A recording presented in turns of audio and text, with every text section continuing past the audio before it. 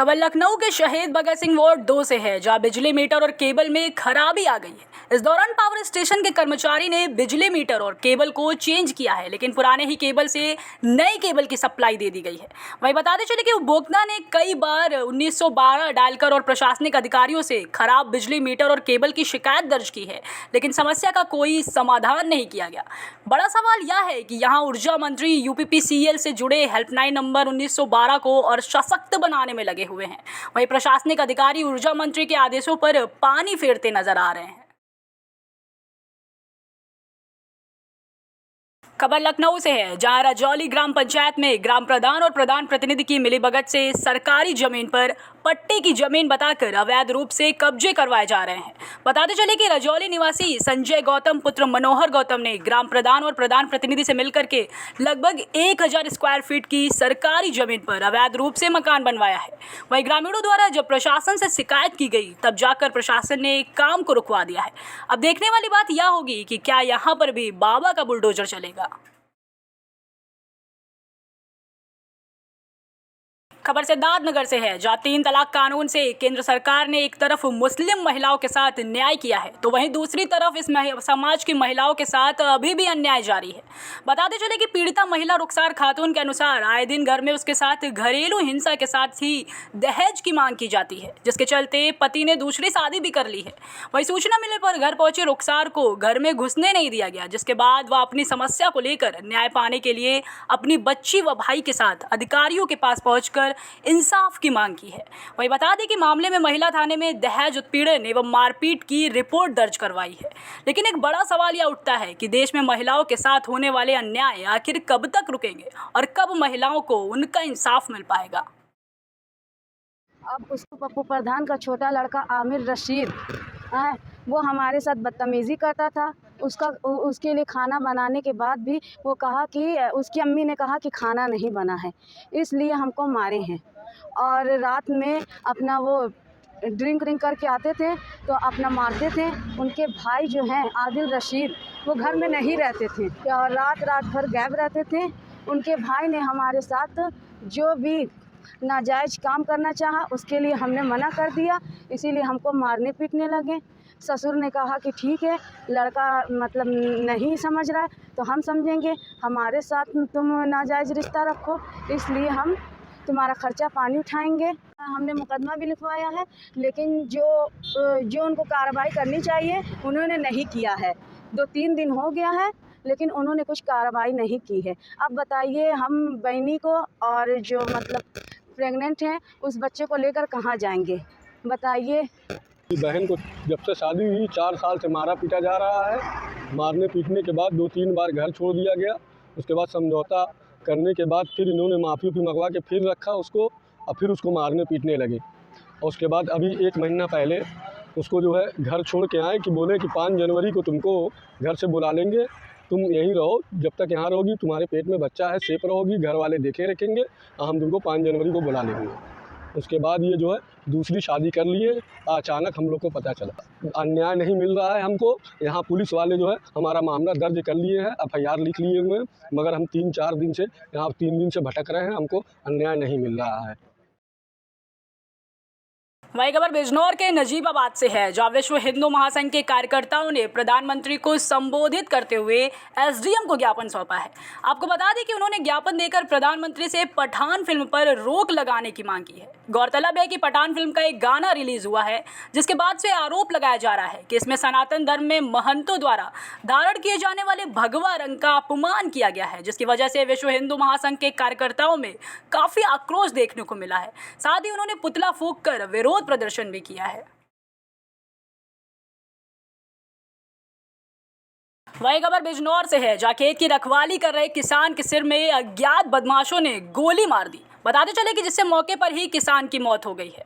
वही घटना की सूचना मिलने पर मौके पर पहुंची पुलिस ने शव को कब्जे में लेकर पोस्टमार्टम के लिए भेज दिया है और अज्ञात लोगों के खिलाफ हत्या का केस दर्ज कर पूरे मामले की बारीकी से जांच पड़ताल शुरू कर दी है।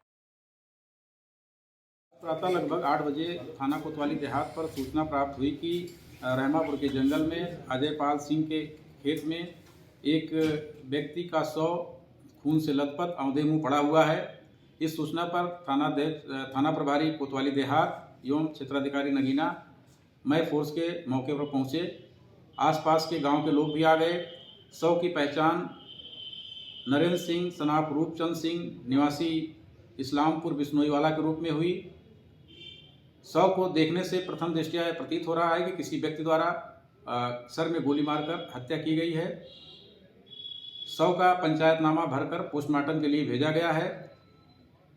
मृतक के बेटे की तहरीर पर हत्या का मुकदमा दर्ज करके इसकी विवेचना की जा रही है। घटना के अनावरण के लिए 3 टीमें गठित की गई हैं। इसके विभिन्न पहलुओं पर घटना की जांच की जा रही है। शीघ्र ही घटना का सफल अनावरण करके दोषियों को कड़ी से कड़ी सजा दिलाई जाएगी। खबर मध्य प्रदेश के धार से है, जहां सरदार सरोवर बांध के पुनर्वास पैकेज 5,80,000 के लेकर भाजपा कार्यकर्ताओं व पार्टी के वरिष्ठ नेताओं ने सरकार के खिलाफ बिगुल बजाया है। वहीं बताते चले कि धार जिले के कुच्छी तहसील अंतर्गत आने वाले सबसे डूबे प्रभावित भाजपा कार्यकर्ताओं के बैनर तले अब Sardar Sarovar big water level से डूबे प्रभावितों को समस्याओं का निराकरण अभी तक नहीं हो पाया है, जिसमें 2017 से डूबे प्रभावितों को निसरपुर से बेघर कर पुनर्वास पर लाकर बसा दिया गया, जिसके चलते आज भारतीय जनता पार्टी के साथ सामाजिक कार्यकर्ताओं ने तय किया है कि कल से कर्मिक अनशन शुरू किया जाएगा, जो कि मांगे पूरी नहीं होने तक चलाया जाएगा। हम इसलिए कि निसरपुर सरदार सरोवर बांध में डूब में बड़ा गांव है और यहाँ पर बहुत बड़ी समस्या है 580 और विस्थापन के संबंध में दिए पैकेज के लिए। इसलिए हम निसरपुर ग्रामवासी प्रभावितों के हित में विगत 37 वर्षों से लड़ाई लड़ते आ रहे, लेकिन पिछले 4 वर्षों से डूब गए निसरपुर बांध से प्रभावित लोगों की लड़ाई के लिए भारतीय जनता पार्टी नगर इकाई के बैनर तले हम क्रमिक धरना अनिश्चितकालीन धरना देंगे। सरदार सरोवर परियोजना के अंतर्गत हमारा ग्राम निसरपुर सबसे डूब प्रभावित बड़ा गांव है और यहाँ पर जो माननीय मुख्यमंत्री शिवराज सिंह जी चौहान का जो पुनर्वास पैकेज 5,80,000 रुपये जो थे, वो उसके लिए हमारे गांव के बहुत से ऐसे परिवार है जो आज भी डूब क्षेत्र में निवास कर रहे हैं और कुछ परिवार ऐसे हैं जिन्होंने बैंक से कर्जा लेकर अपने मकान बनाकर यहाँ पर रह रहे हैं। तो उन व्यक्तियों के लिए हम सभी नगरवासियों का फर्ज बनता है और हम सब भारतीय जनता पार्टी के कार्यकर्ताओं का भी फर्ज बनता है कि ऐसे परिवार जो आज डूब के क्षेत्र में रह रहे हैं तो उन्हें शासन के जो पुनर्वास पैकेज है वो 5,80,000 उन्हें प्रदान हो। इसलिए भारतीय जनता पार्टी नगर इकाई निसरपुर एवं समस्त नगरवासियों की ओर से धरना प्रदर्शन किया जा रहा है और आने वाले समय में अगर हमारी बातें नहीं मानी है तो हम और उग्र आंदोलन करेंगे। और हम माननीय मुख्यमंत्री जी से कहना चाहते हैं कि तुरंत इस पर आप विचार करके जो प्रभावित परिवार है ना, पुनर्वास का 5 लाख का जो पुनर्वास पैकेज है वो प्रदान करे। खबर जालौन से है, जहां बीजेपी प्रदेश अध्यक्ष भूपेंद्र चौधरी ने निकाय चुनाव के मद्देनजर पार्टी के कार्यकर्ताओं और जनप्रतिनिधियों से मुलाकात की है और इसी दौरान उन्होंने कांग्रेस पर जमकर हमला बोला है। बताते चले कि उन्होंने कहा है कि कांग्रेस पार्टी हमेशा से ही भारतीय सेना का मनोबल तोड़ने का काम करती आ रही है। साथ ही उन्होंने कहा कि हमारी पार्टी स्मार्ट सिटी और स्वच्छता से जुड़े कामों को लेकर जनता के बीच जाएगी।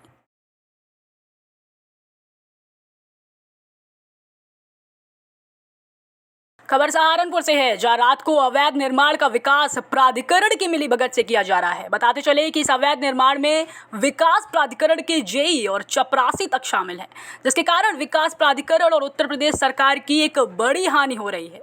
वहीं बता दें कि अधिकारियों की मिलीभगत से लगभग 400 से 500 वर्ग गज में अवैध निर्माण किया जा चुका है। मैं आमिर सलमानी केकेडी न्यूज से बड़ी खबर से आपको रूबरू कराता हूं। देखिए, सहारनपुर बालपुर रोड हिंद कॉलोनी के अंदर हम पहुंचे हैं, जहां पे बहुत बड़ा मामला सामने आ रहा है। देखने को मिल रहा है उत्तर प्रदेश सरकार के प्रतिबंध लगाने के बाद भी फिर जू का तू सिस्टम में जो हेरा फेरी का काम किया जा रहा है। ये देखिए, बड़ी बड़ी कॉलोनियां हैं जो अवैध रूप से काटने का कार्य चल रहा है और इनको अप्रूव्ड के रेट पे बेचने का कार्य चल रहा है। यहाँ पे देखने को मिल रहा है विकास प्राधिकरण द्वारा जो छोटे दर्जे के अधिकारी हैं, जिसमें के एक मदन कोई यहाँ पे मेट है और उनके गुप्ता जी जई हैं, वो बड़े बड़े निर्माणों को यहाँ पे बनवाने का काम कर रहे हैं। 10,000 15,000 रुपए की राशि लेते हैं सिर्फ, और उसका नुकसान विकास प्राधिकरण एसडीए को पहुँच रहा है, उत्तर प्रदेश सरकार को पहुँच रहा है। उत्तर प्रदेश सरकार को कोई भी अधिकारी है, आम जनता भी नुकसान पहुँचाती है तो वो नुकसान सभी जनता का होता है, हर व्यापारी का होता है, हर एक व्यक्ति का नुकसान होता है। ये मेरे पीछे आप देख रहे हैं, ये बहुत बड़ी कॉलोनी है जो हिम कॉलोनी के नाम से बोली जाती है।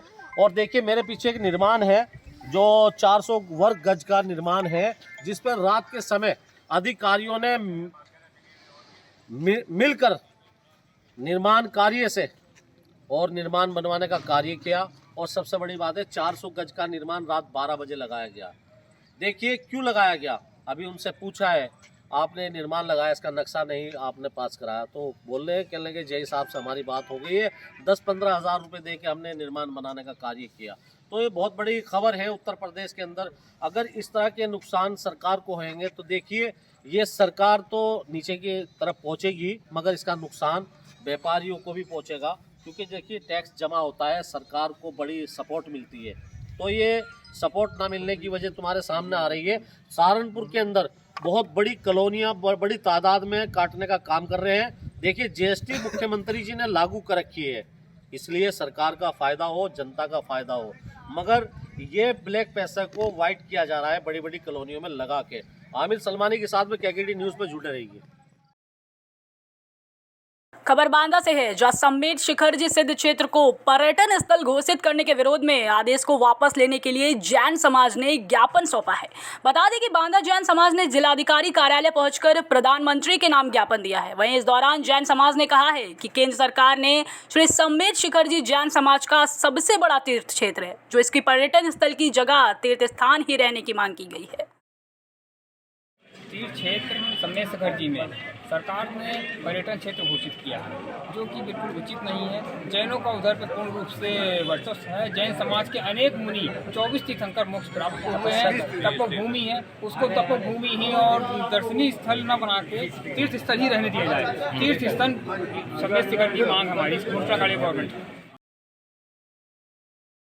वही खबर बांदा से है, जहां कांग्रेस प्रांतीय अध्यक्ष के आह्वान पर भारत जोड़ो यात्रा का शुभारंभ किया गया है। इस यात्रा का शुभारंभ जजी चौराहे से बाबा साहब अम्बेडकर की मूर्ति पर माल्यार्पण कर किया गया है। वहीं इस प्रांतीय अध्यक्ष ने कहा है कि राहुल गांधी के नेतृत्व में निकाली गई यात्रा भारत देश की एकता और अखंडता का प्रतीक है। ये हमारी 8 तारीख से कानपुर से स्टार्ट होगी। कल इसका चित्रकूट में विश्राम होगा और आगे की क्रम तय करेंगे। मैं यात्रा हमारे पूरे प्रदेश के अंदर चल रही है, हर जिले में, हर कस्बे में, हर जगह जा रहे हैं।